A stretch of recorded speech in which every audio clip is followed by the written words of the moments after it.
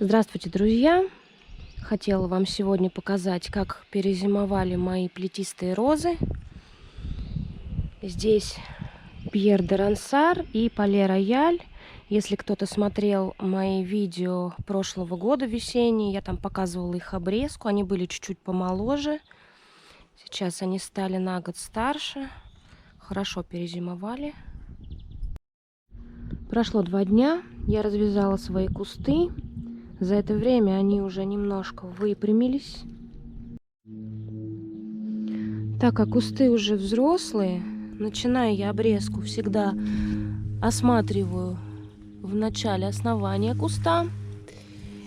Если мне что-то не нравится мелкое, вот такие вот слепые побеги, вот они маленькие побеги, они тонкие, я их удаляю.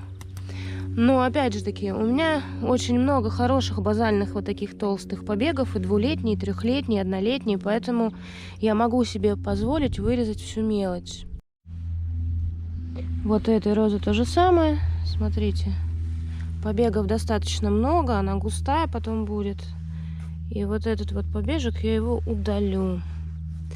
Вот такой вот мелкий, вот такие вот мелкие, которые хорошо перезимовали, но они загущают у меня центр куста. Все, вот это вот я сломанное буду удалять.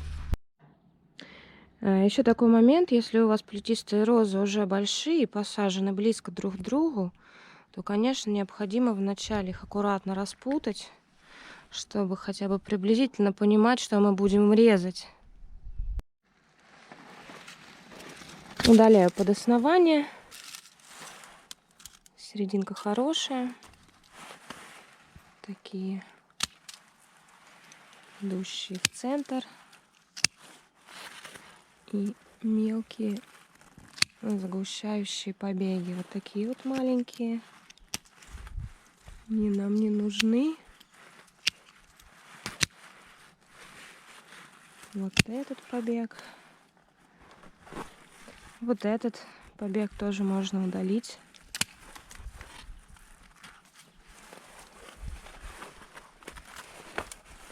Вот такой коротенький. То, что сломанное. Смотрите, здесь побег сломался, от него пошли почки. Мы оставим какую-нибудь одну почечку, которая будет смотреть наружу куста. Но это когда я буду поднимать ветку, я уже буду видеть, какая почка у меня будет смотреть наружу, какая вовнутрь. Также вот этот побег тоже удаляем под основание.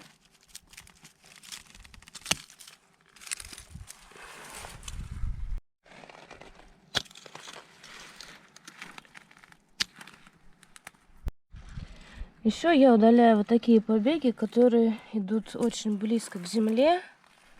Вот он. Он нормальный, но я его удалю.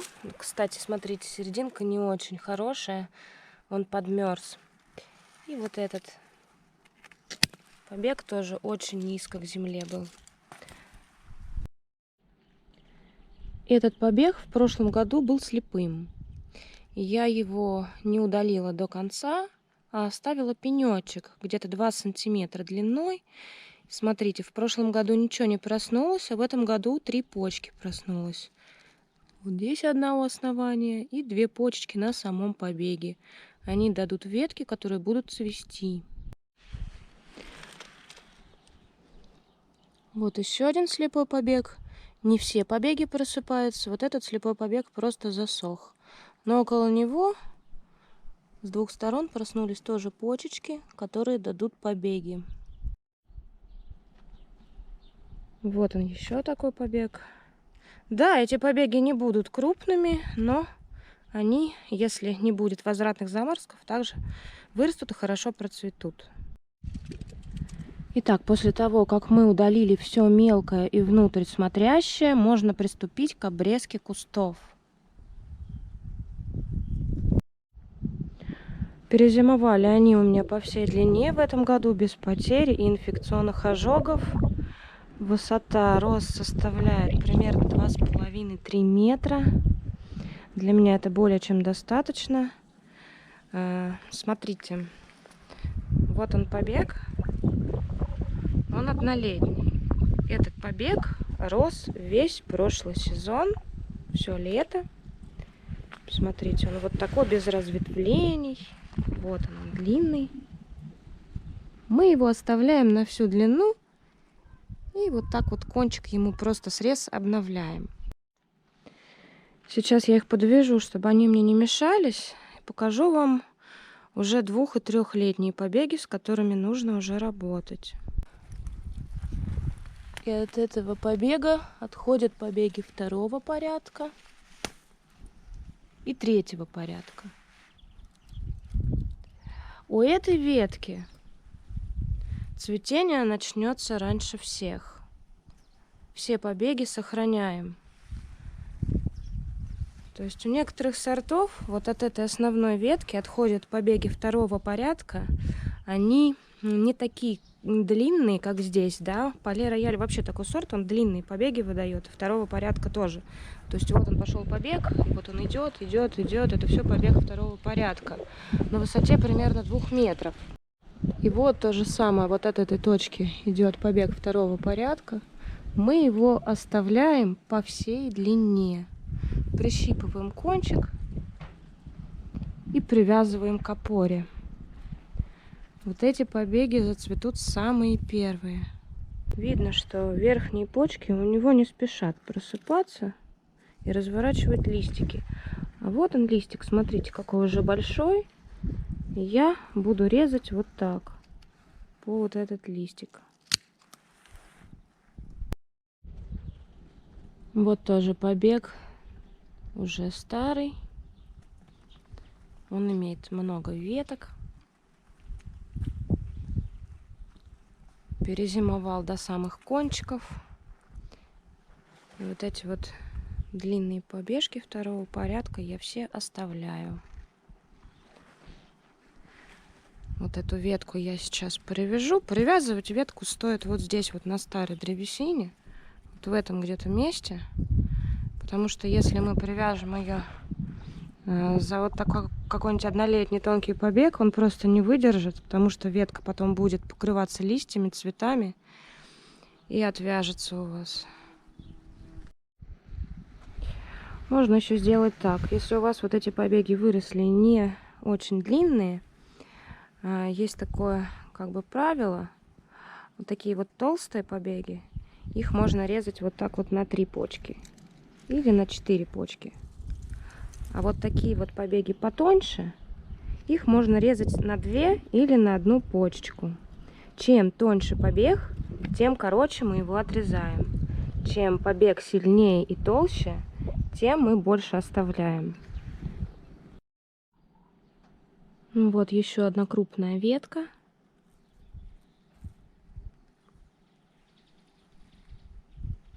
Я ее сейчас отодвинула, чтобы было хорошо видно. Это скелетные ветки, которые образуют скелет куста. Таких веток должно быть у вас не очень много. У меня где-то на этом кусте 2-3 таких ветки нужно оставлять. И обязательно следите за тем, чтобы у вас еще были 1-летние ветки. Такие, как я показывала в начале. Они идут от прививки базальные, вот такие вот длинные побеги. Если у вас таких веток на кусте мало или совсем нет, нужно задуматься и обрезать вот эти вот толстые старые ветки покороче, для того, чтобы простимулировать рост молодых побегов. От таких вот веток, как эта, я буду избавляться, наверное, уже на следующий год, чтобы на их смену приходили более молодые, потому что куст густой. Посмотрите, вот у основания она достаточно толстая, и еще один нюанс: ее будет сложно пригнуть на зиму. Потом в один прекрасный момент просто могут переломиться на месте сгиба, поэтому все равно я считаю, что долго такие ветки держать на кусте нецелесообразно. Вот у меня, например, на этом кусте Пьер де Рансар, он не так охотно дает молодые побеги базальные. Вот он дал один побег в прошлом году. И то он весь не вызрел по всей длине. А остальные у него идут уже 2-3-летние, может быть даже 4-летние ветки. Поэтому, скорее всего, следующей весной я их буду удалять. Вот такие вот остатки, оставшиеся после обрезки прошлого года. Видите, кончик подсыхает. Почему это происходит? Кто смотрит мои видео, я уже об этом говорила.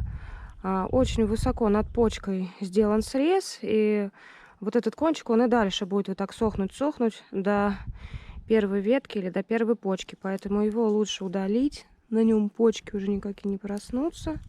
Просто нет. Вот так вот удаляем до живой ветки. Вот результат обрезки 2 кустов.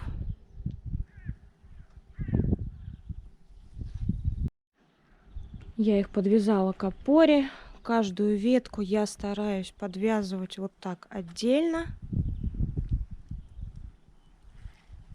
Потому что летом все равно придется это делать.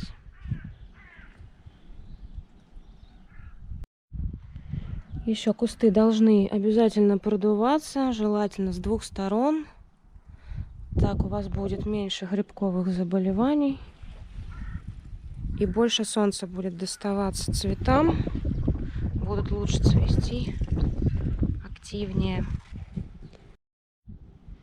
Это считается как бы, наверное, веерный тип подвязки, когда на опоре растягиваются побеги по принципу веера. Но у меня здесь очень мало места. В идеале здесь должен быть сидеть один куст. Тогда можно было бы применить настоящую веерную подвязку. Также горизонталивание побегов. Я сейчас на примере другой плетистой розы вам это покажу. Это роза Флорентина. Ей 2 года. Она перезимовала по всей длине. Выдала такие отличные в прошлом году базальные побеги. Они все сохранились. Пример первый будет горизонталивание побегов. Смотрите, я покажу. Она у меня была пригнута вот так, в таком вот положении. И за время, пока была под укрытием, она росла, распустились листья. Все они распустились уже вот в эту сторону. Сейчас я ее буду клонить в другую, и листики под солнцем развернутся уже так, как им положено. Горизонталивание побегов. Что нам это дает? Я вот так на 2 стороны разместила. Если бы у меня побегов было больше, я бы еще в середину пустила вот здесь побеги на высоту. Но так как роза молодая, побегов много не дала. Смотрите, когда мы вот этот побег наклоняем, можно наклонить вообще как можно ниже. Вот этот побег, нам его удалось наклонить пониже. Что в результате мы имеем? Вот эти почки, которые просыпаются, они более активно начинают просыпаться, идти в рост. И вот этот побег, он будет цвести по всей своей длине. Как правило, горизонталивание побегов — это всегда очень хороший прием, когда нам нужно добиться от розы очень хорошего обильного цветения по всей длине побега. И это сувенир дю доктор Ժամен. Очень темная, красивая роза. Следующий тип подвязки подойдет для роз, у которых большое количество побегов и разная их высота. Самые высокие побеги будут на переднем плане, более низкие на среднем и совсем маленькие в самом начале. После того, как мы розу подвязали к опоре, ей необходимо скорректировать длину. Идем от самых длинных побегов. Ну, этот можно, в принципе, оставить самый длинный. Дальше спускаемся к более коротким, которые у нас во втором ряду. Мы их подрезаем, ну, как-то вот на одной высоте, чтобы они у нас находились. У меня побегов не очень много, но я думаю, что вы поняли принцип обрезки.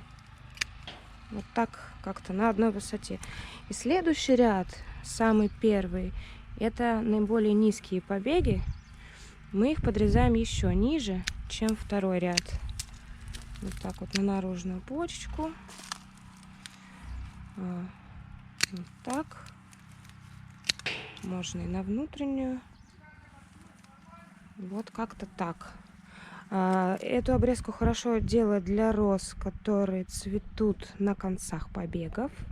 Первые цветы будут на концах вот этих вот низких побегов. Вторым рядом будут цветы на средних побегах. И третьим рядом уже где-то наверху. Эту обрезку также можно отнести к комбинированной.